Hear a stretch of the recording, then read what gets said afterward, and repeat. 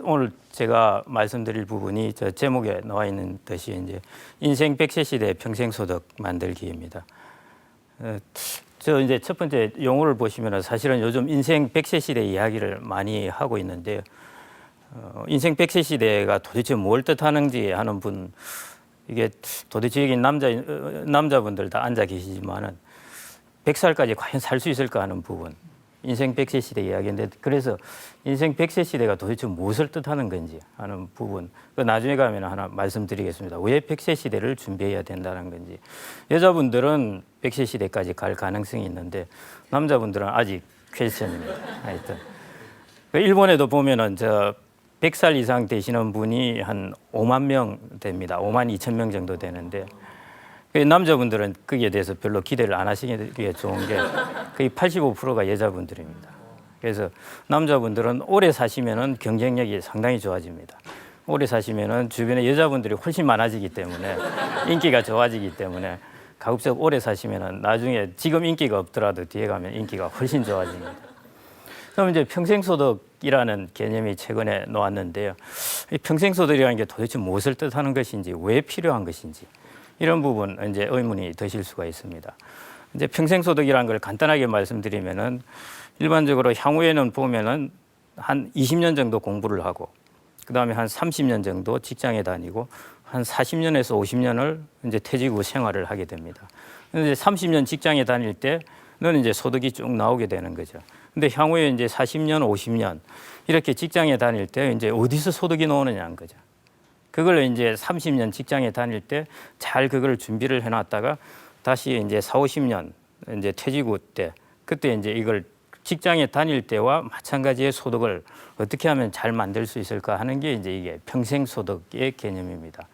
그래서 이전 같은 경우에는 이제 뭐 퇴직을 하고 한 55세, 57세, 만 57세 퇴직을 하시고 뭐 한 2, 3년 내 좀 편하게 지내겠다 하고 또 좀 있으면은 아프고 그다음에 세상을 떠나고 이렇게 되는데, 향후에는 이제 그렇지 않기 때문에 이게 평생소득의 개념이 훨씬 중요해지게 됩니다. 그래서 이제 오늘 말씀드릴 게 이제 인생 100세 시대라는 게 첫째 보시다 보면은 나중에 이게 무슨 뜻인가 하는 걸 한번 말씀드릴 거고, 이제 평생소득을 어떻게 만들까 하는 부분을 말씀을 드리겠습니다.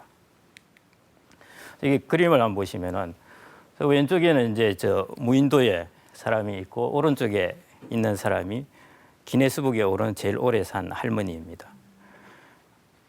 116년 347일을 사신 분입니다. 이 사람이 언제 태어났느냐 하면은 1889년 9월 4일 날 태어났는데요. 1889년에 누가 태어났느냐 하면은 히틀러가 태어났습니다.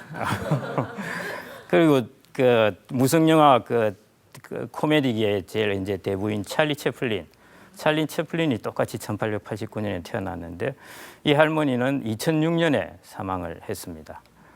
그러니까 뭐 히틀러가 죽고 나서 거의 뭐 훨씬 오래 한 70년은 더 살아간 거죠. 그래서 자, 이 두 상황이 있는데, 첫 번째 이제 무인도에 갈 때 다 물어보지 않습니까? 여러분들 무인도에 가면 뭘 들고 가시겠습니까? 많은 사람들이 책을 들고 가겠다, 일기장을 들고 가겠다, 뭐 이런 이야기들 합니다. 그런데 제가 보기에 상당히 기만적인 이야기인 것 같고요. 무인도에 가는데 무슨 책을 들고 가고 일기장을 들고 갑니까? 저기 살 길이 막막한데. 여러분들도 무인도에 과연 혼자 가면 뭘 들고 갈까 생각을 하실 텐데, 똑같습니다. 만일 저 할머니처럼 오래 살면은 뭘 가지고 있어야 될까 하는 부분입니다. 그래서 이 질문에 대한 것을 오늘 제가 이제 설명을 해드리려고 그러는 겁니다. 역시 이제 좀 과장되게 116세이지만은 여하튼 이제 저 비슷하게 살아가는 세대에서는 무엇을 가지고 있어야 될 것인가 하는 게, 뭐 답은 일단 간단하게 뭐 여러 가지가 있어야 됩니다. 건강도 있어야 되고, 가족 간의 화목도 있어야 되고, 친구 간의 이런 부분도 있어야 되고, 이런 게 있어야 되지만은, 그래도 제일 중요한 것이 결국은 이제 살아가는 데 필요한 이제 돈입니다. 뭐 좀 고상하게 말하면은 소득이고 그런 부분이 있는데, 뭐 공자도 이야기하기를 그 의식이 좋게야, 의식이 충족돼야 예절을 안다고 했는데, 그래서 100세 시대에 살아가려면 우선적으로 이제 그 돈이 있어야 됩니다. 저 그림을 한번 보시면은 왼쪽에 이제 백수의 왕 호랑이입니다. 근데 저 백수의 왕은 가만 참 신기합니다. 백수의 왕은 이빨이 빠지고 그다음에 발톱이 다 빠지면은 금방 다 죽습니다. 죽는데 이빨 빠지고 발톱 빠진 호랑이가 누워가지고 계속 오래 사는 거 못 보셨지 않습니까?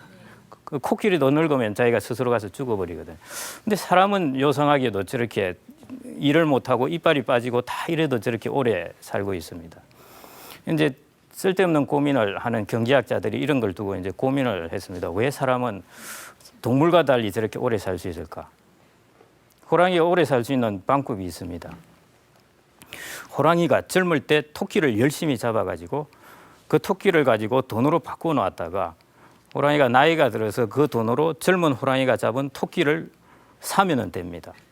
그러면 호랑이도 이빨 빠지고 해도 오래오래 살 거고 호랑이도 젊을 때는 열심히 토끼를 많이 잡아 놓겠죠. 그래서 그걸 막 돈으로 바꿔 놓을 텐데 결국 자산, 돈이라는 도구가 이제 호랑이는 없기 때문에 사실은 저렇게 빨리 죽는 거고 사람 같은 경우에는 그걸 젊을 때 이제 열심히 이제 돈으로 바꾸어 놨다가 나이 들어서 바꾸어 놓은 돈으로 가지고 젊은 사람들이 생산한 재화나 이런 서비스를 살 수 있기 때문에 이제 오래오래 살 수 있습니다. 그래서 첫 번째 이유는 이제 돈이라는 것, 자산이라는 것을 인간이 발명했기 때문에 사람은 호랑이와 달리 저렇게 나약해도 오래 살 수 있고요.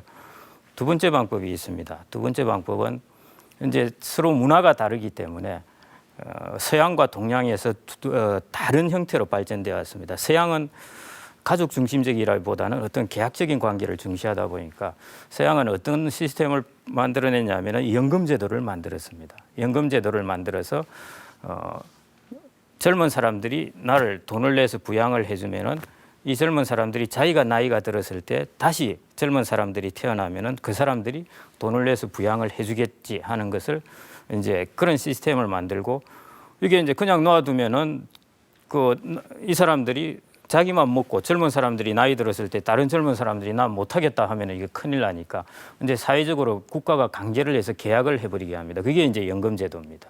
그래서 나이 든 사람은 젊은 사람들이 이렇게 돈을 내서 부양을 해주고 이 사람들이 다시 늙으면은 젊은 사람들이 부양을 해주고 그게 이제 서양 시스템입니다. 그게 1889년에 이제 독일에서 비스마르크가 이제 처음 만드는 연금제도였고요. 공적인 연금제도.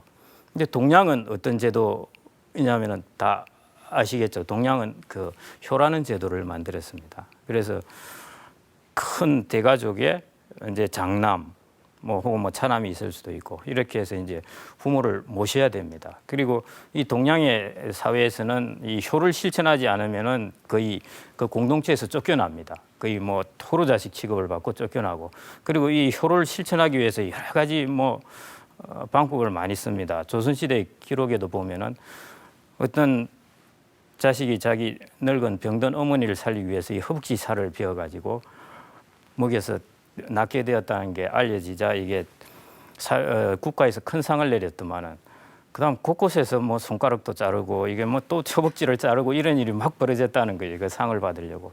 그것처럼 이제 이전 같은 경우는 이런 이제 동양은 효라는 시스템, 서양은 연금제도라는 시스템을 만들었는데 이 두 가지 시스템이 가능하기 위해서는 인구가 피라미드 구조여야 가능합니다. 그거는 젊은 사람이 많고 나이 든 사람이 적어야 됩니다. 그러니까 효를 실천할 때도 자식이 한 대여섯 명이 있고 부모도 그래 오래 안 사시면서 부모도 한 두 분 이렇게 계시면은 전혀 부담이 없거든요. 6개월마다 돌아가면서 부모님이 또 자식 집에서 살 수도 있고 한데 지금은 이제 거꾸로 되어버렸지 않습니까? 이게 각각 하나씩 나오니까 지금은 아직은 아니시겠지만 하나씩 나오니까 결혼을 딱 하면은 부부는 한 쌍이 있는데 저쪽에 친정 시댁 네 명이 있습니다. 과연 이 부부 한 쌍이 4명을 어떻게 부양하겠습니까? 그러니까 인구가 이렇게 젊은 층이 많다가 이게 휙 뒤집어져 가지고 나이 든 층이 많게 되면은 효라는 것은 자동적으로 사실은 힘들게 됩니다. 그 효를 실천하자 보면은 젊은 사람들이 거의 그 등골이 휘게 됩니다. 그래서 이제 그런 게 안 되게 되고 연금제도도 똑같습니다. 연금제도도 젊은 사람들이 많을 때는 십시일반으로 돈을 내서 나이 든 사람을 얼마든지 부양할 수 있는데 이제 젊은 사람들이 많고 나이 든 사람들이 적고 나이 든 사람들이 많아지면은 할 수가 없죠. 젊은 사람들이 자기가 번 거에 거의 대부분을 내야 되니까요. 그래서 연금제도도 갈수록 이제 힘들어지게 됩니다. 그래서 이 세 가지 방법 중에 아까 이제 호랑이와 달리 사람이 오래 살 수 있는 세 가지 방법 중에 하나가 이제 자기가 돈을 모아가지고 하는 방법, 그 다음에 이제 효라는 것, 그 다음에 연금제도인데 효와 연금제도에 대해서 지금 이제 세계 각국에서 이 부분에서는 좀 이제 파열음을 내고 있습니다. 그래서 결국 이제 믿을 거는 자기 본인뿐인 그런 이제 세상이 되어가고 있습니다. 그래서 평생 소득이 이제 왜 필요한가가 첫 번째가 결국 생존을 위해서 필요합니다. 뭐 사는 기간이 워낙 많이 남아 있고 국가와 이제 그 자식이 해줄 수 있는 게 한계가 있기 때문에 결국 생존을 위해서 이제 필요하다는 거고, 두 번째가 조금 뭐 편한 소리일 수도 있습니다만은 일단 뭐 여유로움을 위해서 혹은 품위의 문제입니다. 저 그림을 보시면 왼쪽 그림, 오른쪽 그림 두 노인이 있는데 왼쪽에 있는 노인은 상당히 근엄하고 품위가 있고 노인이지만은 젊은이 못지않은 저런 이제 그 멋을 풍기고 있습니다.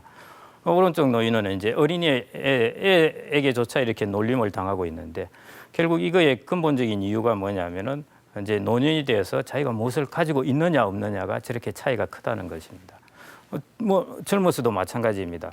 50대 이런 분들도 과연 내가 화폐라는 것, 자산을 가지고 있느냐 혹은 돈을 많이 버느냐 못 버느냐에 따라서 저런 차이가 대접을 받는 차이가 사회적으로 대접을 받는 차이가 좀 날 수는 있습니다만은 나이가 들어서는 이게 훨씬 크게 나타난다는 겁니다. 극명하게 나타나요. 그래서 소득이 있냐 없냐, 자산이 있냐 없냐가 나이 들어서는 이 차이가 자기가 만들어내는 어떤 사회적인 대접이나 품이나 이런 데 있어서 차이를 크게 가져오게 됩니다. 그래서 이제 그 평생소득이 저런 두 번째 이유 때문에도 이제 필요한 겁니다.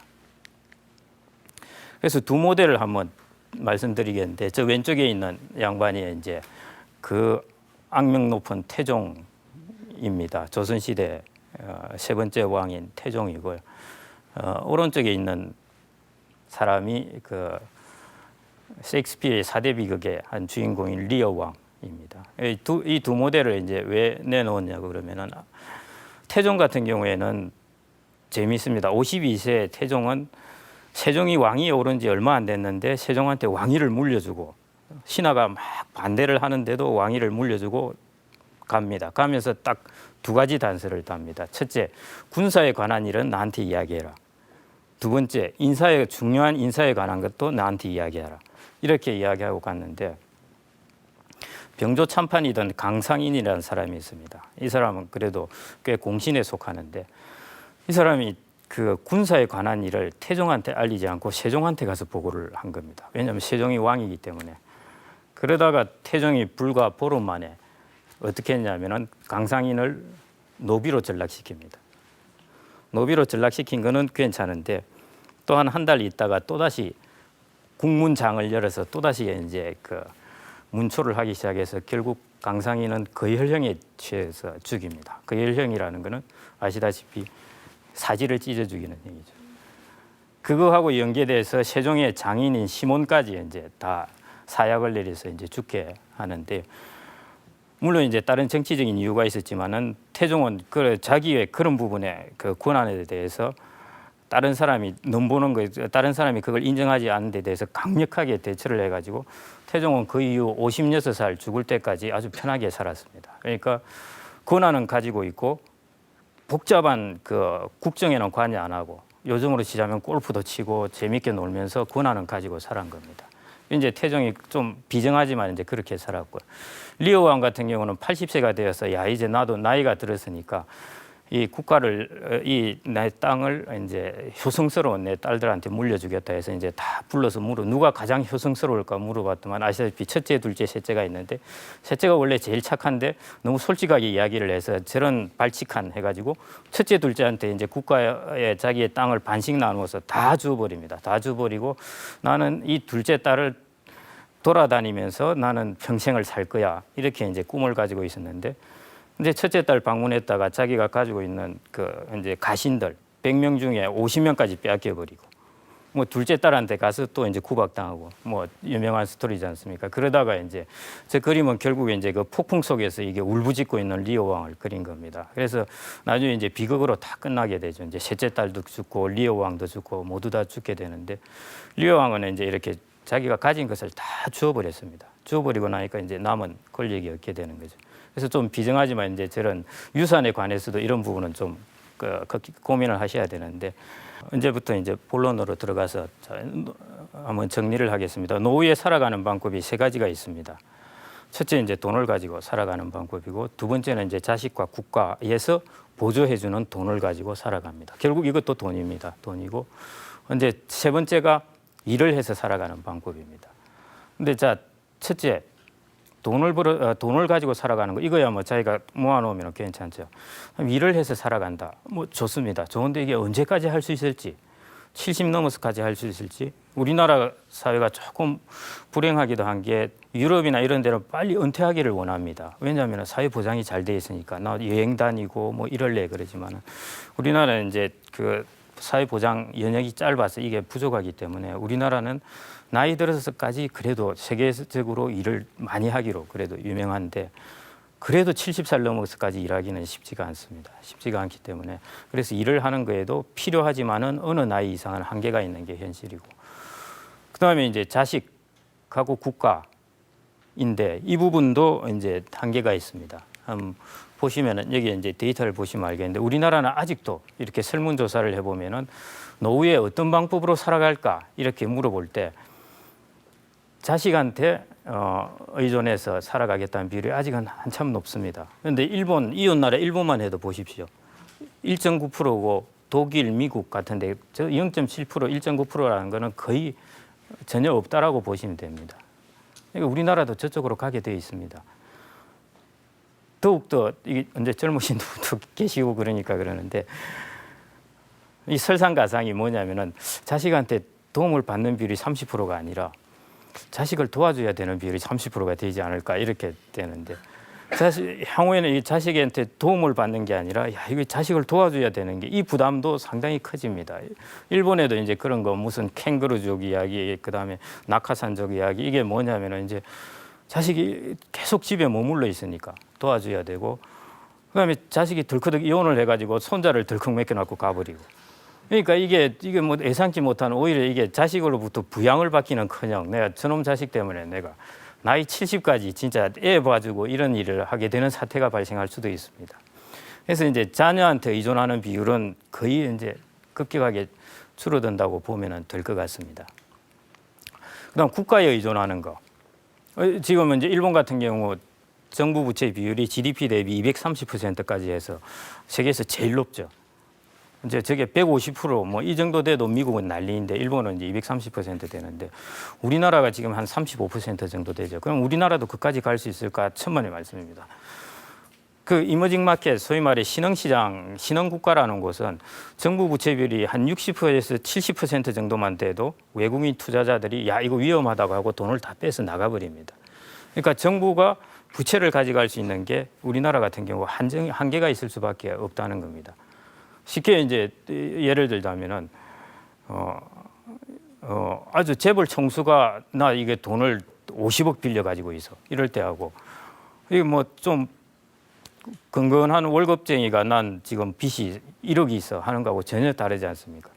그것처럼 미국이라는 나라가 나는 정부 부채가 GDP 대비 150%야 하는 이야기하고, 우리나라가 야, 나는 정부 부채가 GDP 대비 150%야 하는 거하고 세계 사람이 어떻게 받아들이겠습니까?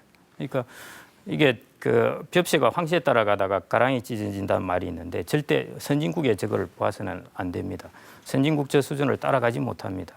그러니까 우리나라 지금은 35%인데 이게 이제 계속 증가하게 되겠죠. 증가하게 되고 어느 순간부터 여기서 증가하는데 정부가 증가하고 싶어도 못 증가하게 될 겁니다. 그래서 이제 그런 부분에 이제 제동이 걸리게 되기 때문에 결국 국가도 일정 정도까지는 도와줄 수 있지만은 도와줄 수 있는 게 이제 한계가 있을 수밖에 없습니다.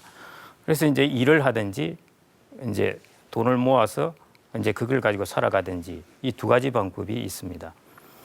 우리나라 지금 현황이 어떨까 하는 부분입니다. 그런데 우리나라 현황 이제 좀 양극화되어 있긴 합니다만, 이제 그 중에 거기서 이제 보통 정도를 이렇게 딱 초점을 맞춰서 보면은, 보통 정도를 초점을 맞춰서 보더라도 참 상황이 그렇게 좋지는 않습니다. 그래서 이런 걸 제가 보든지 말씀을 드리든지 할 때 참 이게 저도 답답하긴 한데, 저기 수치에서 보시듯이 우리나라 그 또 계속 평균 수명은 길어집니다. 길어지 가지고 향후에 한 95세 정도까지는 생각을 해야 됩니다.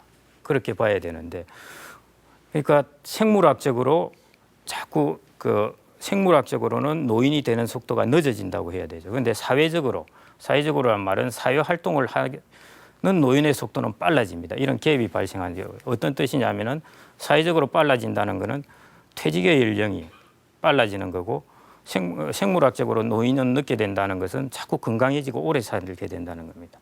우리나라는 거의 평균적으로는 만 53세 정도의 퇴직을 거의 한 40% 정도 해버립니다.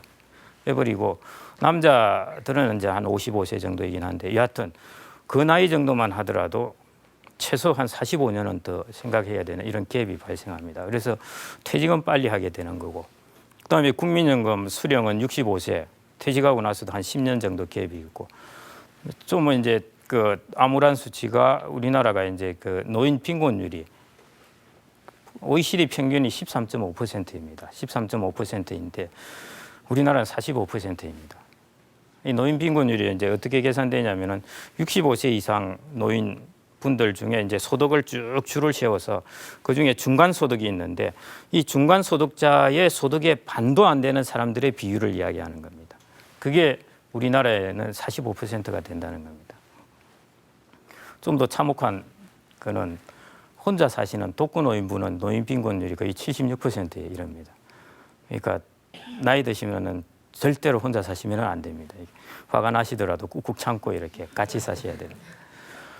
여하튼 그걸 안 따지더라도 우리나라가 OECD 평균에 비해서는 노인 빈곤율이 3배 정도 됩니다. 그리고 이제 사적연금이라고 그러는데 공적연금은 국민연금, 공무원연금, 군인연금 이런 게 이제 공적연금이고 사적연금은 요즘에 이제 2005년부터 시작된 퇴직연금, 그다음에 94년부터 시작된 개인연금 뭐 이런 게 이제 사적연금입니다. 그래서 이제 공적연금만으로는 이제 안 되기 때문에 사적연금으로 이제 개인들이 준비하는데 우리나라의 사적연금의 비율이 또 다른 OECD 국가들에 비해서는 저렇게 뚝 떨어집니다. 왜냐하면 우리나라는 퇴직연금을 시작한 지도 늦게 될 뿐더러 우리나라가 어떤 불행한 사태를 겪었냐면은 외환위기를 겪었습니다. 외환위기를 겪으면서 사람들이 개인연금이고 퇴직금이고 그때 돈을 다 털어 써버렸습니다. 그 국가가 그걸 보조를 하고 국가가 그 부분에서 좀 도와줘야 되는데 국가도 그때 정신이 없던 입장이라서 개인들이 결국 자기들의 살 길을 위해서 그 당시에 개인연금도 해약하고 보험 해약하고 그다음에 퇴직금 중간정산해서 받아버리고 해서 이런 부분이 확 그때 줄어버린 겁니다. 그래서 지금 사적연금 비중이 OECD 평균이 34%인데 우리나라는 불과 지금 4.5%입니다. 퇴직연금 적립된 걸 보면은 호주하고 우리나라하고 경제 규모가 그래 크게는 차이 안 나는데 우리나라가 퇴직연금 적립이 한 70조 조금 안 되는데 호주가 어느 정도 퇴직연금을 적립해 놨냐면은 호주가 1,500조를 적립해 놨어요.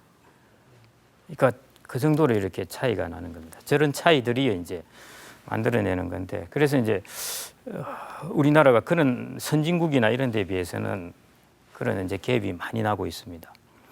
그럼 우리나라 그럼 그 얼마 정도 도대체 그 소득을 가지고 있을까, 자산을 가지고 있을까, 은퇴한 분들이 이렇게 보면은 저것도 이제 소득 5분위를 이렇게 나누어서 이제 이 은퇴 60대입니다. 저쪽에 보면은 5분을 나눠서 3분이라면 딱 중간이라고 보시면 됩니다.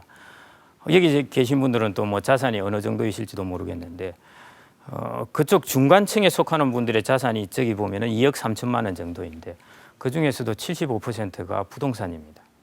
그렇게 본다면은 거의 금융자산을 가지고 있는 게 한 5천만 원 정도이라는 겁니다. 그게 이제 이전에 했던 부분을 많이 이제 그때 어려웠던 시기에 다 쓰는 바람에 저 부분이 이제 조금밖에 안 남게 된 겁니다. 그래서 저런 부분이 이제 현실이고 또 하나 이제 현실이 뭐냐면 그러면 이제 금융자산으로 여기서 이자를 좀 받아볼까 했는데 금리가 뚝뚝 떨어져 버린 겁니다. 이게 진짜 이거 돌아버릴 노릇인데 금리가 떨어져 버린다는 게 저게 엄청난 효과입니다. 내가 열심히 돈을 모아놨는데 이 돈의 쓸모가 없어지는 겁니다.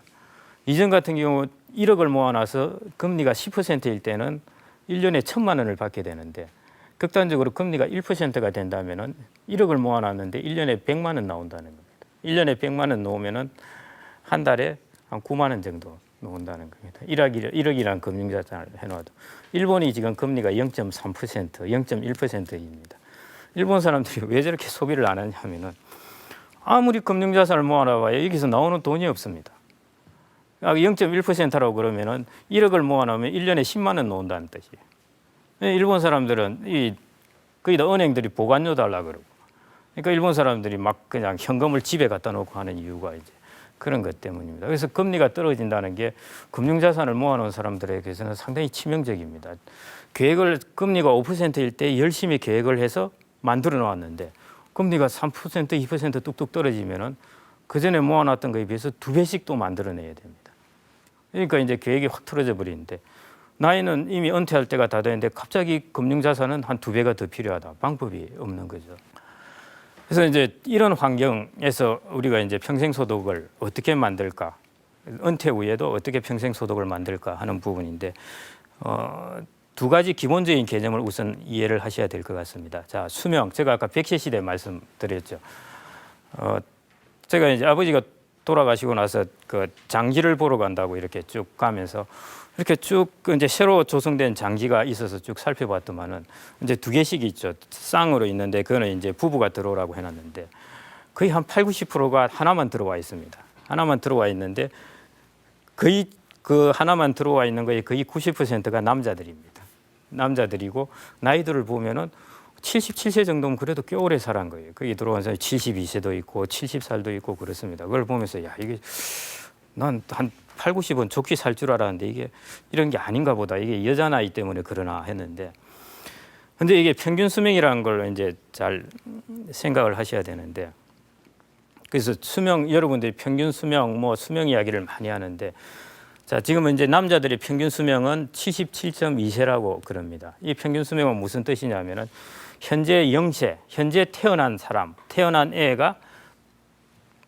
애들 그러니까 지금 뭐 예를 들어 50만 명이 태어났다면은 이 50만 명 애들의 죽을 때까지의 평균 사는 기간이 77세입니다. 왜 그러느냐? 젊어서 죽는 사람도 있고 이러기 때문에 평균 수명이 확 깎아지기 때문이죠. 그러면은 이제 이런 생각을 할 수 있습니다. 그러면 젊을 때 하여튼 좀 특이하게 나는 그런 데 안 속하겠지. 뭐 이래 대부분 그러니까. 그런 사람을 제외하고 그러면 한 55세 이상 되는 사람들은 몇 살까지 살까? 이렇게 보면은 55세 이상 평균 수명은 80살입니다. 그러니까 여기서 이제 한 50세 되신 분들은 평균 수명이 77세라고 생각하시면 되는 게 아니라 80세라고 생각을 하셔야 되는 거고. 그다음 저기도 또 문제가 있습니다. 남자들이 60세 정도 될 때 좀 사망률이 높습니다. 이상한 60대가 한 고비인데 이때 이제 직장도 그만두고 직장 그만두고 2, 3년 진짜 조심하셔야 됩니다. 직장 그만두고 2, 3년이 제일 위험한 기간인데 그래서 이제 계속 일을 하고 일정한 이제 활동을 해야 되는데 하여튼 그때 사망률이 좀 특이하게 조금 높아집니다. 그래서 저 부분을 또 딱 제외해 버리고 그러니까 저 기간도 나는 살 수 있을 거야. 이렇게 생각을 하시면은 55세 이상의 소위 말해 최빈 사망 연령이라고 그러는데 그는 85세입니다. 그러니까 이게 벌써 우리가 77세라는 거하고 지금 한 50대 되신 분들이 생각하시는 77세라는 거하고 완전히 다르다는 겁니다. 지금 50대 되신 분들은 한 85세 정도 뭐 이렇게 생각을 하셔야 된다는 거죠. 근데 우리가 은퇴 설계를 할 때는 자기 남자 혼자 하는 게 아니라 이제 부부가 하지 않습니까? 남자가 죽고 나는 내 모르겠다. 뭐 마누라는 니 혼자 알아서 사시오. 이렇게 할 수는 없지 않습니까? 그래도 내 아내가 그래도 죽을 때까지는 또 이제 그걸 살 거를 마련해 줘야 되는데 그러면은 여자의 수명을 생각을 해야 되고 그것뿐만 아니라 남자가 또 더 오래 살 수도 있지 않습니까? 여자가 항상 더 오래 사는 건 아니니까. 그러니까 남자와 여자 중 누가 한 명 제일 오래 사는 나이를 계산해 보면은 그게 90살입니다. 그러니까 55세 이상 되시는 부부가 있고 이분들이 60세 때 내가 사망하는 거는 난 충분히 견딜 수 있어 하시는 분들은 이제 한 90세 정도는 보셔야 된다는 거죠. 90세를 인생 설계를 봐야 되고 그다음 부부 나이 차이 보통 여자가 나이가 작으니까 2살 더 더해져야 되고 그것만 하더라도 92세가 됩니다.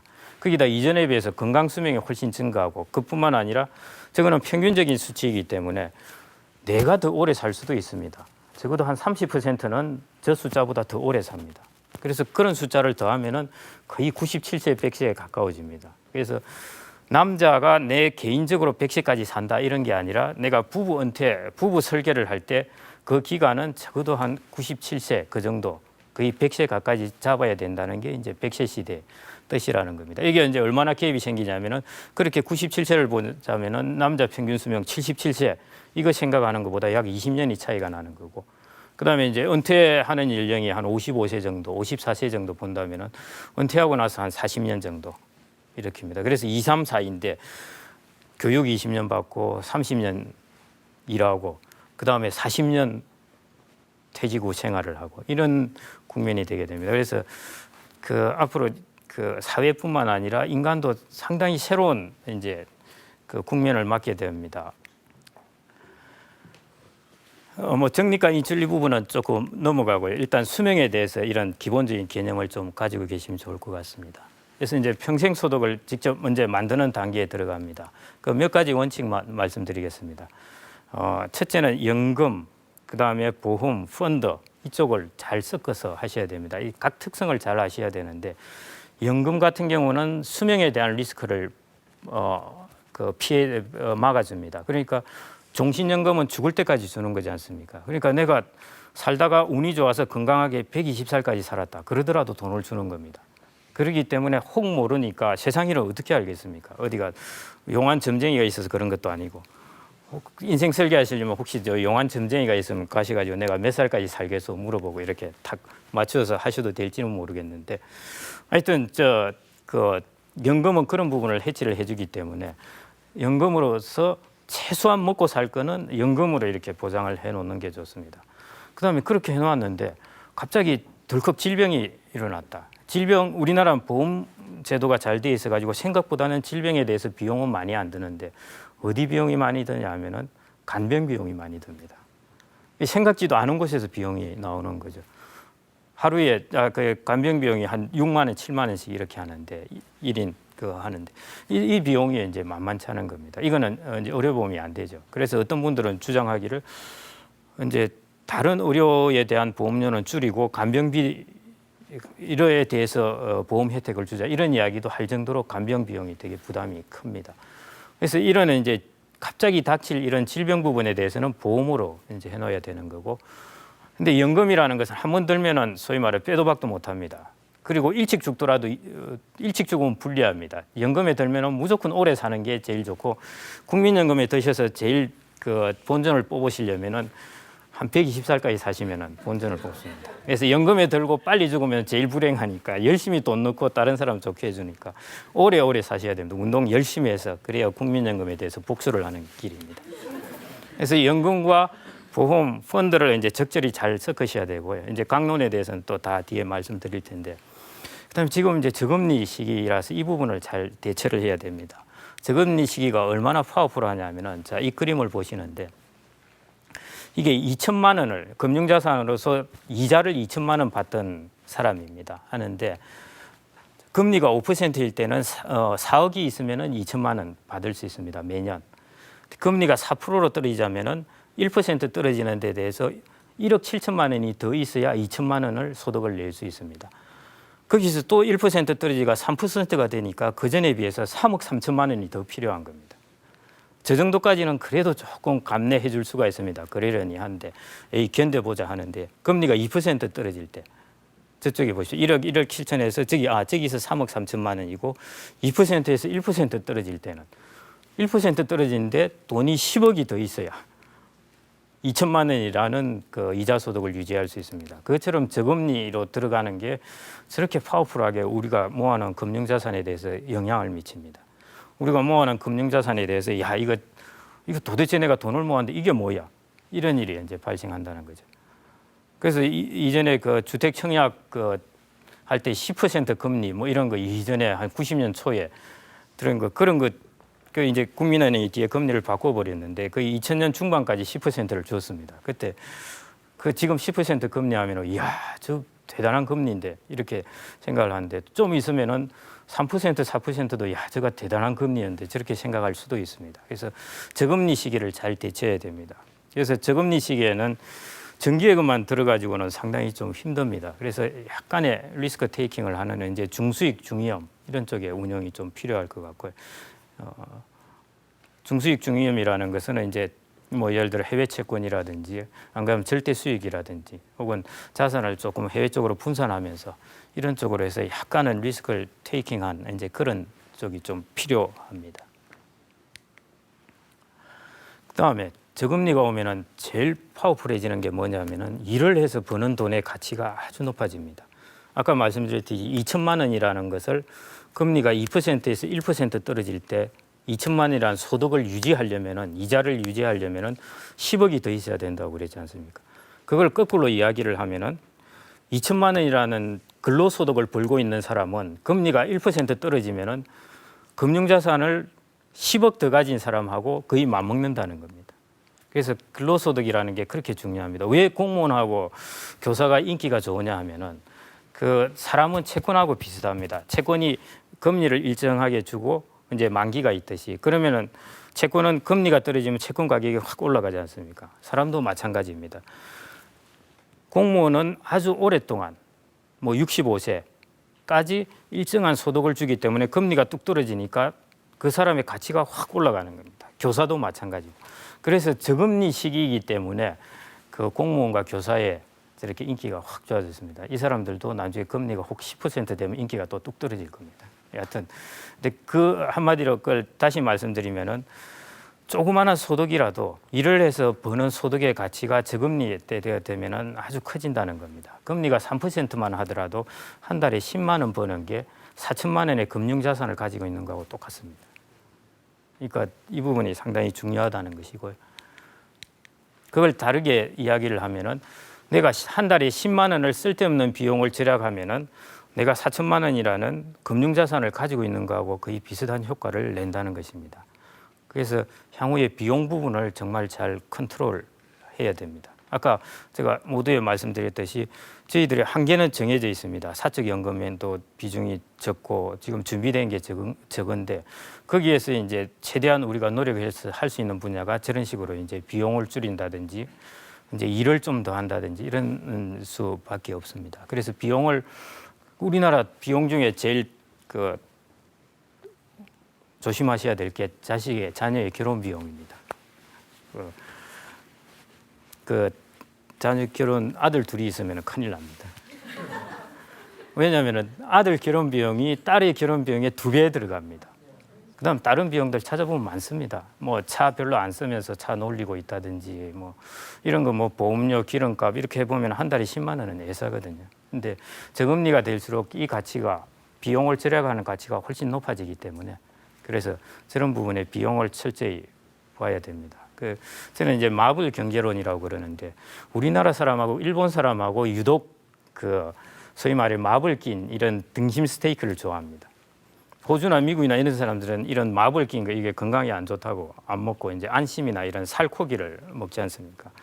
마블이라는 게 사실은 우리 생활에서도 마찬가지입니다. 이게 정작 필요한데 쓸데없는 이런 기름기를 끼워가지고 이렇게 좀 우리의 입맛을 그냥 즐기는 이런 건데 결국 건강에는 안 좋듯이 우리가 일상생활에 하는 데 있어서 우리가 좀 사치스럽고 기분 좋은 면은 있지만은 결국 나중에 이게 우리가 노후를 준비하는 데 있어서 정말 해치는 이런 부분을 이제 찾아서 이렇게 다운 해가는 게 상당히 중요할 것 같습니다. 일본에 이제 백엔샵이라든지 그게 이제 다 이제 1,000원씩 하는 거죠. 이런 것들이 이제 유행하는 게 저런 이유 중에 하나입니다. 그래서 우리나라도 이런 부분에서는 일본에서 안 배울 것도 반면교사로 배우지 말아야 할 것도 있지만은 저런 부분에서 이제 비용 부분에 있어서 거품을 빼는 부분은 저금리 시기에서 이제 더욱 중요해질 것 같습니다. 그래서 이제 비용 부분에 주의하셔야 되고 그다음에 이제 주택 부분이 있습니다. 주택 저거 여러분들 다 관심 많으시고 제일 인기 강사는 부동산을 이야기하는 분들인데 저도 이게 부동산 전문가가 됐으면 인기가 있었을 텐데 제가 채권 전문가가 되는 바람에 이전 같은 경우에는 이제 부동산은 투자의 개념으로 많이 봤습니다. 특히 우리나라 아파트이고 그다음에 성장을 하다 보니까 우리나라 베이비 부모들이 얼마나 많으냐 하면은 아마 세계적으로 제일 많다고 보시면 될 것 같습니다. 전체 인구의 한 30% 정도 되는데 이 사람들이 90년대 왕창 결혼을 하게 되는데요. 80년대 말부터 90년대 그때 만들어진 게 뭐냐면은 일산, 분당, 상계동 저 신도시입니다. 왜냐하면은 한 해 한 90만 명이 태어났는데 2년 같으면은 2년에 다 결혼을 한다면은 2년에 90쌍의 부부가 나오는 90만 쌍의 부부가 나오는데 이 사람들 살 집을 다 마련해 줘야죠. 그래서 그때 이제 소형 아파트로 해서 신도시가 쫙 생겨나고 그다음에 이 사람들이 40, 50대 접어드니까 자식들이 다 크니까 큰 집을 수요하지 않습니까? 그래서 그때 이제 2000년 중반에 와서 유행하게 된 게 중대형 아파트입니다. 근데 이 사람들이 이제 은퇴를 하면서 서서히 이제 자식들은 다시 떠나가기 시작합니다. 떠나가서 새로운 가구를 차리니까 요즘 또 다시 이제 어떤 유행이냐면은 이제 소형 주택이지 않습니까? 가구 수가 자꾸 많아지니까. 소형 주택은 많아지는데 이전에 지은 대형 주택은 여전히 가지고 있습니다. 그래서 이제 이런 부분을 줄여 나가야 됩니다.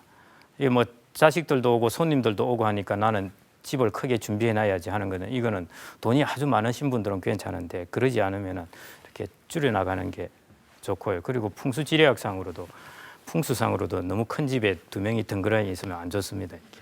주택에서 제일 생각을 하셔야 될 게 이걸 가지고 자녀한테 물려줘야 되겠다 이 생각은 제발 하시지 말고 넉넉한 분들은 얼마든지 그러셔도 됩니다. 왜냐하면 내가 집이란 걸 가지고 있으면 또 자식이 잘해줄 수도 있으니까 저건 내 건데 하면서 있는데 저걸 턱 주택연금을 해가지고 다른 데 주워버리면 야 나 이제 받을 것도 없는데 뭘 자주 안 찾아갈래 이럴 수도 있지만은 그래서 돈이 많으신 분들은 괜찮습니다. 주택이란 걸 가지고 있고 하는 거 괜찮은데 그렇지 않으신 분들은 이제 주택을 이렇게 내가 열심히 아껴서 살다가 집을 나중에 자녀한테 줘야지 이래 생각하시지 말고 주택을 활용해서 얼마든지 자기의 생활을 영위하고 그래도 남으면은 그걸 그러면 자식한테 들고 가 이렇게 하는 그 개념으로 바꿔야 됩니다. 그게 이제 요즘 노는 주택연금인데 이제 주택이라는 것이 이게 얼마나 좋습니까? 이게 좋다는 게 안 좋죠. 이게 뭐냐면은 이 덩치가 이렇게 5억짜리가 있는데 이걸 1,000만 원 딱 떼가지고 팔 수도 없습니다.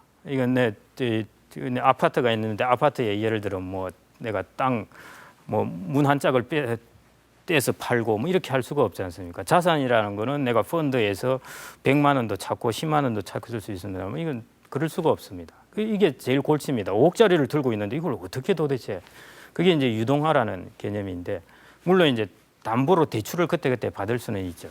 근데 대출을 받았다가 어디 다 날려버리면 나중에 집까지 날아가는 수가 있습니다. 집까지 날아가면은 진짜로 살 곳 없이 이제 쫓겨나야 되는데 주택연금이라는 거는 이제 어떤 종류냐면은 이걸 이제 주택금융공사하고 계약을 맺어가지고 예를 들어 이제 3억짜리 지금 이제 70세 된 분이 3억짜리 주택을 이제 주택금융공사하고 계약을 맺으면은 120살을 살든 200살을 살든 평생 그 한 달에 100만 원씩을 줍니다. 주고 그다음에 사망했을 때 이제 주택 가격이 자기가 이렇게 돈을 쓴 것보다 더 주택 가격이 높아져 있으면은 그 차액만큼을 상속인한테 줍니다.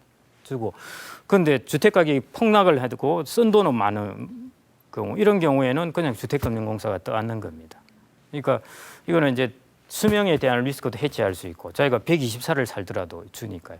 그다음에 또 한편으로는 그 집값이 폭락할 가능성이 돼요. 지금 집을 가지고 5억짜리를 가지고 야, 이 정도면 나중에 필요할 때 내가 주택금 담보대출을 받아야지 하는데 집값이 폭락을 해서 1억을 댔다 하면 이게 참 막연하거든요. 그래서 이제 집값이 폭락할 수 있는 게 대해서 이제 해지할 수 있는 그걸 이제 방어할 수 있는 기능도 있습니다. 뭐 지금 이렇게 계약을 맺으면 하여튼 죽을 때까지 100만 원씩 받고 그다음에 중간에 주택 가격이 되게 급등하면은 계약을 해지해 버려도 됩니다. 그래서 이런 부분이 이제 주택을 유동화하는 생각을 해야 됩니다. 3억짜리 주택을 매월 100만 원씩 받는 걸로 유동화한 거죠. 이제. 근데 유동화 안 하고 가지고 있으면 떼어서 팔 수도 없고. 예. 그래서 이제 주택에 대한 개념을 달리 하셔야 되고요. 아까 말씀드렸지 이제 국민연금 뭐 한 80만 원 정도 대략적으로 받을 수 있습니다. 뭐 120만 원 받으신 분은 또 있는데 그다음에 이제 퇴직연금 이게 중간정산에서 찾아버려 가지고 지금 50, 60대에 그렇게 별로 많지가 않습니다. 개인연금 이것도 외환위기 때 해약을 많이 했습니다. 그래서 이 3층으로 가지고 지금 이제 대부분 서양에서는 이 3층 구조를 가지고 이야기합니다.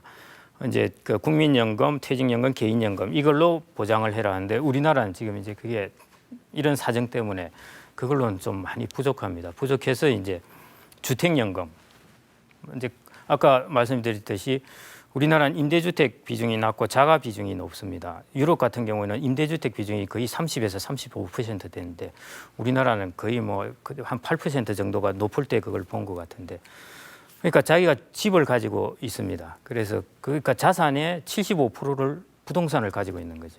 그러니까 이거를 잘 유동화하는 게 이제 주택연금인데, 그래서 필요하신 분들은 너무 이렇게 긴축을 해서 그러시지 말고 주택연금을 잘 활용해서 4층 집을 짓고, 그다음에 5층 집은 또 이제 여유가 좀 더 있으신 분들은 이제 월지급식 펀드라든지 이런 걸 이용해서 이렇게 탄탄하게 만들어 놓아야 됩니다. 그래서 먼 길을 가시는 겁니다.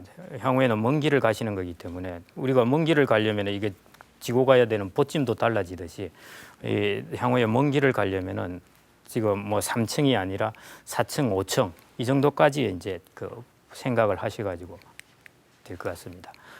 자, 이런 걸 다 준비되어 있더라도 두 가지를 이제 주의해야 되는데요. 자, 주의해야 될 돌발 리스크가 뭐냐면은 창업 리스크, 그러다 자녀 질병 사기, 이제 그다음에 그 마지막 싱글이라고 해놨는데 저게 황혼이혼 돼서 혼자 되는 리스크입니다. 창업, 이거 참 진짜 저는 웬만하면 말리고 싶습니다. 뭐 창업 지원하고 뭐 그런다고 하는데 저희 보험사에서 창업 지원 뭐 하길래 제발 일자리 구해주지 창업 지원하지 마라. 나가서 80%가 이렇게 다 망해서 돌아오는데 도대체 고객들한테 망하라는 소리냐. 근데 그 정도로 이렇게 앞으로 창업은 경쟁률이 더욱더 치열해집니다. 이거는 거의 레드오션입니다. 왜냐하면 은퇴하는 사람들이 많아지기 때문에 이 양반들이 1, 2년 동안 당황을 해가지고 뭐라도 해야 되겠다고 해서 그때 창업을 하게 되고 그때 사기꾼들이 제일 많습니다. 그 사람들이 심리가 제일 약해져 있기 때문에. 그래서 이런 때 이제 뭐냐면 자기가 열심히 모아놓은 평생 동안 일을 해서 모아놓은 금융자산을 창업자본으로 딱 바꿔서 탁 날려버리는 겁니다. 이거야말로 대기업에 멀쩡하게 다 잘 다니고 퇴직금을 잘 받고 나오신 분이 한 10년, 15년 가서 쪽방에 살고 계신데 그 이유들이 바로 이런 리스크에 대처를 못했기 때문에 창업하다가 바로 이제 망해버린 경우입니다. 거의 음식점 차리면은 거의 뭐 5년 이내에 거의 한 85%는 거의 망한다고 보셔야 됩니다. 그래서 제발 그 금융자산이 있는 걸로 창업 자본으로 돌리시지 말고 이거를 자기를 재교육하는 데 써야 됩니다. 아까 저처럼 야, 나 이 심리학과에 다시 한번 들어가 가지고 그 60세 이상 되시는 분들의 상담을 해야 되겠다. 그 앞으로 진짜 괜찮습니다. 한번 잘 생각해 보십시오. 하여튼 제가 그 대학원 강의를 한 7, 8년 전에 갈 때 당신네들 석사 논문으로 연금에 대해서 논문을 쓰면은 앞으로 2, 30년 동안 평생 이걸로 편해질 거라고 그랬습니다. 지금 연금 쪽의 수요가 되게 많아지거든요. 이것도 마찬가지 맞을 겁니다. 제가 스스로 제가 한번 심리학과를 가봐야겠는데. 그다음 두 번째가 이제 자녀 리스크. 뭐 아까 결혼 비용도 그러지만은 뭐 갑자기 자녀가 이혼해서 손자를 들커덕도 안게 될 수도 있고, 그다음에 자녀 빚보증 썼다가 이것도 큽니다. 자녀 사업한다고 했다가 이것 때문에 부부간에 싸움도 많이 일어나는데 어머니들은 항상 마음이 약하기 때문에 무슨 일이 있더라도 자녀한테 돈을 주려고 그럽니다. 그래서 그 집담보 대출 때문에 남편하고 막 싸우고 그러는데 결국 이제 남자가 져서 이제 보통 담보해서 대출해 줬다가 그러면 이제 자기가 평생 살아야 될 집마저 잃어버리게 되는 거죠. 그래서 이런 부분을 조심하셔야 됩니다. 이게 뭐 이런 농담이 아니라 이제 사돈팔촌이나 뭐 친척 중에 어떤 사람이 야, 나 이거 부도 나게 되었다. 그래서 돈 좀 빌려줄라 하면은 그때 돈 절대 빌려주면 안 됩니다. 부도 나고 나서 돈을 줘야 됩니다. 나기 전에 돈 주면은 다른 사람한테 다 가버리고 둘 다 같이 망해버리는 거죠. 부도를 나게 하고, 왜냐하면 그때 뛰어온 사람의 대부분은 부도가 나게 돼 있으니까요. 부도 나게 하고 그 다음에 돈을 줘서 그 사람을 살려주는 게 낫습니다. 마찬가지 자녀 문제도 저렇게 같이 풍덩 빠져버리면 안 됩니다. 자기가 그래도 살아있어야 또 자녀를 돌봐줄 힘이 있기 때문에. 그래서 저런 부분에 리스크를 조심하셔야 되고, 나이 드셔서는 일을 해서 소득을 왕창 모을 수도 없기 때문에 모아놓은 자산을 저렇게 한번 뺏겨버리면 큰일 납니다. 세 번째가 질병 리스크. 뭐 질병에 의료보험이 잘 되어 있어서 그 비용이 크지는 않습니다만 간병 비용이라든지 이런 부분을 이제 그 보험할 수 있는 부분은 좀 잘 해놓으셔야 되고요. 질병 지금 한 50대 중후반까지도 생각 별로 안 합니다. 내가 뭔 병에 걸릴까 그런 생각을 하시는데 천만의 말씀입니다. 병의 발병률은 60세가 넘어가면 급격하게 높아집니다. 그래서 그때도 사망률도 이제 60대 초반에 사망률이 확 높아진다는 것처럼, 그래서 지금 생각으로 내가 건강하니까 괜찮겠지 이런 생각하시지 말고 60대 전체적으로 질병률이 어느 정도인가 가만 보시면은 나도 평균적으로 저기 들어간다고 생각하시면 됩니다. 평균이라는 게 무지 겁납니다. 나는 늦게 은퇴하겠지, 나는 늦게 퇴직하겠지 하지만은 거의 평균 나이에 비슷하게 다 퇴직을 하게 됩니다. 그래서 질병 리스크, 그다음 사기, 저것도 조심하셔야 되는데 5, 20대 분들의 사기가 보통 평균적으로 금융사기 당하면 한 7천만 원 정도 당하는데, 그리고 5% 100명 중에 5명은 사기를 당했습니다. 당하고 100명 중에 20명은 사기를 당할 뻔한 사람입니다. 그래서 저 사기 저거 조심하셔야 됩니다. 그리고 퇴직하고 돈이 많고 심리적으로 내가 놀면 안 되는데 딱 이때 이제 찾아오는 게 그 사기입니다. 그리고 제일 타겟이 이제 공무원이죠. 공무원이 세상 물정 모르니까 선생님하고 이런 쪽 퇴직금 받아놓은 곳으로 이제 가서 하는데, 그 사기 리스크 이제 조심하셔야 되고요. 그 다음에 이제 황혼 이혼 이 리스크 이제 조심하셔야 됩니다. 황혼 이혼 하시면은 참 그 힘듭니다. 제가 남자로서 이런 말씀을 드리기 그렇지만은 남자가 더 힘듭니다. 여자분들은 이제 혼자 잘 살아가시는데, 그런데 여자분들도 힘든 게 뭐냐면은 이런 게 이제 힘듭니다. 재산을 둘 반반으로 나눠 가져야 되는데요. 반반으로 나눠 가지다 보니까 살던 집도 같이 살다가 이제 각각 하나씩 마련해야 되고, 살림도 다 각각 마련해야 되니까 이 비용이 이제 많이 들어가게 되는 거죠. 이제 규모의 경제라는 게 있지 않습니까? 어떤 걸 하나 해놓으면은 애들도 키울 때 이렇게 2살 터울 이렇게 키우면은 옷도 비슷하게 입히고 이렇게 규모의 경제가 있는데, 터울이 한 7살 지면은 이 앞에 장난감 다 갖다 버린 것도 새로 사줘야 되고 옷도 다 새로 사줘야 되고, 이런 이제 규모의 경제인 것처럼 이 부부간에도 마찬가지입니다. 이게 황혼 이혼을 하면서 은퇴 빈곤층으로 떨어질 가능성이 많습니다. 그다음에 부부간의 은퇴에 관한 생각들이 달라도 너무 다르기 때문에 항상 이게 은퇴에 관해서 많은 대화를 나누시고 젊은 분들도 이렇게 이야기를 나누셔야 됩니다. 자, 제일 이제 그 생각이 다른 게 부부 공유 시간입니다. 그 다음에는 부모 지원 부분에서 그렇고, 그 다음에 이제 어디에 살까, 세 가지 정도가 이렇게 부부 공유 시간에 대해서는 거의 60% 정도가 의견을 달리하고 있습니다. 자, 한번 보시면은.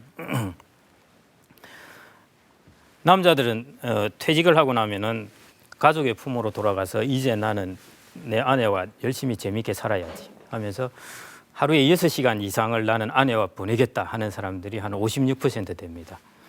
근데 여자분들의 생각은 어떠냐? 천만의 말씀입니다.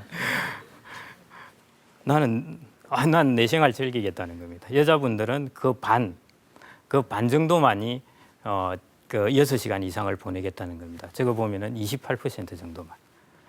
그리고 여자분들은 그렇게 많이 보내고 싶어 하지 않습니다. 진짜.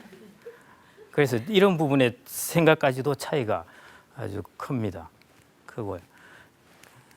그다음에 이제 그 부모 지원인데 이것도 차이가 큰데요. 남자분들은 정기적으로 부모에게 용돈을 드리고 싶다가 많지만 여자분들은 어떤 생각을 가지고 계시겠습니까? 여자분들은 생일이나 명절 때나 이럴 때 그냥 용돈을 드리겠다.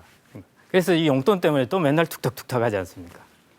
그래서 이런 식으로 이게 사고가 많이 차이가 있고요. 그다음에 거주지, 이거는 뭐 유명하지 않습니까? 남자들은 나는 이제 고향으로 돌아가서 그 뭐 무도 키우고 상추도 키우고 개도 키우면서, 여자들은 웃기지 말아서 내가 왜 그 길 따라가냐.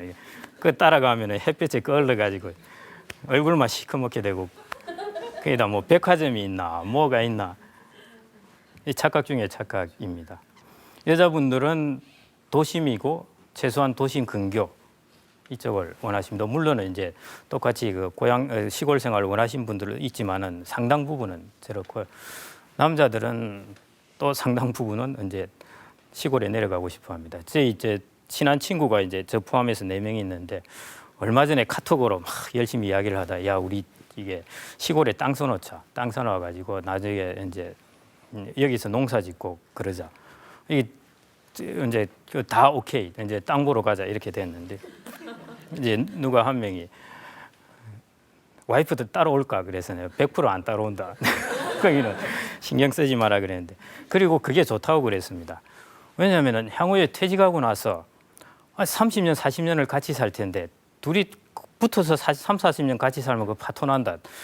시골에 살다가 가끔씩 한 달에 한 몇 번씩 올라가면 그래도 부부간의 정도 애터돼서 오래 가는 거고, 그다음에 와이프도 있다가 또 가끔씩 시골에도 내려오고, 이렇게 하면서 조금 떨어져 있고 또 같이 살고, 그게 이제 요즘 나오는 따로 같이라는 말입니다.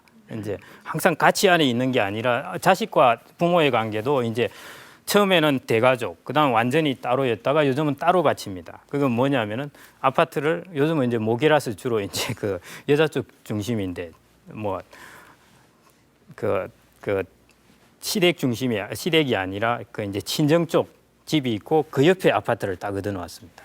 그래서 집은 분리 따로 되어 있지만은 전체 거리상 보면은 같이 되는 이제 따로 같이인데 부부간에도 마찬가지입니다. 따로 같이 이해야 됩니다. 같이 이렇게 평생 그 집에서 40년 살다가는 큰일 납니다. 제가 보니 큰일 날 것 같습니다. 이런 이야기하면 저희 와이프한테 또 막 꾸중 들을 텐데 당신은 뭐 내한테 애정이 있냐 없냐 이렇게 막 꾸중 들을 텐데 여기 이야기한 걸 아마 모르고 있을 겁니다. 모르고 있을 건데.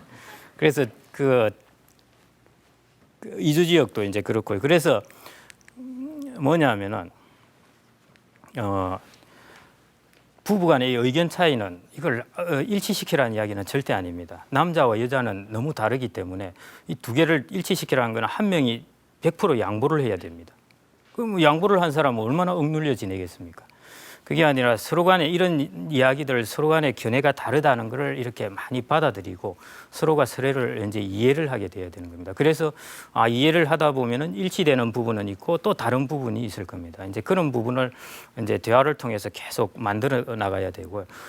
대화를 안 하고 있으면은 나중에 가서 한꺼번에 이렇게 일순간에 폭발합니다. 금융시장도 그때 이렇게 가격이 이렇게 반영을 안 하고 환율 같은 경우도 보면은 그때 환율을 반영 안 시키고 꾹꾹 개입해서 눌러놓으면은 어느 날 뻥 터져가지고 뭐 그냥 걷잡을 수 없이 터지는 것처럼 저것도 마찬가지입니다. 그래서 부부간에 이제 은퇴에 관해서 그런 대화를 확실히 하셔야 될 것 같고요. 그래서 이제 마지막으로 말씀드리고 싶은 게 왼쪽에 이제 뭐 그 성경의 유명한 말인 세술은 세부대라는 뜻입니다. 우리 시대는 백세 시대는 어떤 거에 비유를 해서 말씀드릴 수 있냐면은 여러분은 우주선을 타고 화성으로 가고 있습니다. 자, 어떤 생각을 하시겠습니까? 화성이 어떤 곳인지 어떻게 합니까? 한 번도 안 가보신 곳에 거기 가면은 무엇이 있을까? 지하에서 뭐 이상한 우주인이 툭 튀어나올는지 물은 어떨는지 그런 곳이라고 생각을 하시면 됩니다. 그것처럼 우리 인간이 혹은 우리나라 사람들이 아직 한 번도 내딛지 못한 이제 그런 땅으로 가게 되는 겁니다. 그래서 그만큼 지금까지와 살던 것과는 이제 전혀 다른 이제 세상으로 가게 되는 거죠. 그래서 지금까지 준비해왔던 그런 사고방식하고는 완전히 다른 사고방식을 가지고 이제 그 대처를 해야 됩니다. 그래서 시대가 이렇게 바뀌는 만큼 우리가 계획하고 있는 패키지도 새로운 패키지를 가지고 있어야 된다는 겁니다. 그래서 훨씬 길게 생각을 하셔야 되고, 그다음에 비용이라든지 이런 훨씬 긴 시간을 마라톤을 42.195 달리는 사람들의 그 태도하고, 그다음에 뭐 한 1km, 2km 가는 사람의 태도하고는 완전히 다르지 않습니까? 가지고 있는 여장도 달라야 되고, 그것처럼 이전에는 뭐 한 5km 가던 그런 이제 준비였다면은 지금은 42.195를 달려야 되는 그런 시대라고 보시고 이것저것을 많이 갖추어 놓으셔야 되고요. 그래서 오른쪽 그림에서 보시듯이 이전의 전쟁은 저랬습니다. 그냥 무식하게 창 들고 방패 들고 막 이렇게 그냥 때려 쳐 죽이고 뭐 이럽니다. 그리고 전략도 별로 없었고 단순하게 가서 이제 막 갖다 붙고 하는 거, 무기도 이제 저 정도밖에였는데 현대전 보시면은 뭐 첨단 무기이지 않습니까? 요즘은 뭐 그냥 이게 폭탄도 이게 땅속으로 쭉 뚫고 들어가서 밑에서 꽝 터지는 폭탄도 있고 이제 우리나라 그걸 또 도입한다고 하는 건데, 그리고 여러 가지 이제 치밀한 전략 그리고 다양한 첨단 툴을 가지고 전쟁을 하게 됩니다. 마찬가지로 그 이전에 은퇴에 관한 이런 툴과 이런 전략으로 가지고 이제 그 대처를 하시면은 안 되고요. 향후에는 이렇게 첨단 툴 그리고 치밀한 전략을 가지고 이렇게 이제 대처를 하셔야 될 것 같습니다. 감사합니다. 오늘 강의